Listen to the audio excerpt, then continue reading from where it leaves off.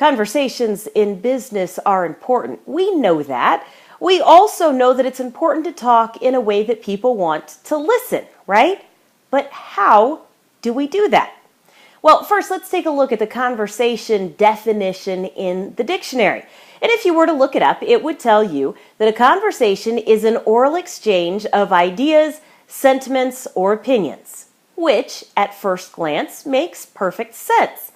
But if you dive in just a little bit deeper, and if you're really looking for ways to make a connection and talk in a way that people want to hear, that definition doesn't give you a lot to go on. So here we go. Let's take a look at two very important things in a conversation.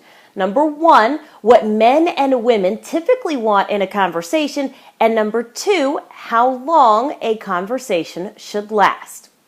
When it comes to men and women, you know that there are lots of differences, and maybe it would help to know what those general differences were, at least when it comes to a conversation. Deborah Tannen very eloquently lays this out in several of her books. She's a linguist, and she studied these differences. And here you go. In general, men in a conversation are looking for information. They just want a nugget of something that they can sink their teeth into, but they are informative by nature, which is completely opposite of what women typically want in a conversation, and that is intimacy or a connection. Here's what this translates to. I'm a sports broadcaster. One of the reasons I enjoy my job is because it gives me a chance to talk to people for a living. The more conversations I have, the more connected I feel to the people around me. Now, I can be looking for information as well, but women tend to talk a little bit longer, at least I do, because I'm looking for that extra connection piece.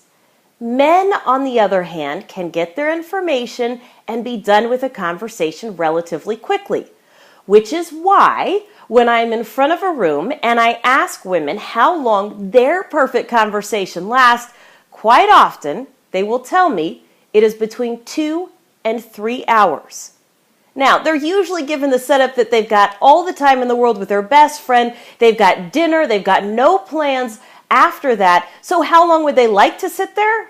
That's when they tell me 2 to 3 hours. Men, on the other hand, given their druthers, in a perfect world, their perfect conversation would last between 5 and 10 minutes. Now, it's important to point out, there is no right and wrong way to communicate, and I'm not trying to give you hard and fast rules on what it should look like, but it is important to note that there is a huge difference between 2 hours and 5 minutes. And I would propose that we find some sort of middle ground and that you think about conversations 15 seconds at a time. Now, there's a reason I picked 15 seconds. It's a broadcasting principle. It's the way that I think about writing my scripts for a show. Every single second counts. 15 seconds equals about 3 sentences. And it does a couple of different things in a conversation. Number one, if you are a more verbose talker, like I am, it keeps you from talking too much. Number two, if you are not so talkative and the thought of having a conversation with somebody you don't know well completely overwhelms you, it makes it simpler. It makes it easier for you because 3 sentences really can fly by. So, when you think about having conversations in business, make sure that you think about tailoring the conversation to the person you're talking to. Because if you don't, there's a good chance that your message will fall on deaf ears. And in business, we need people to listen, react, and act upon what you're saying.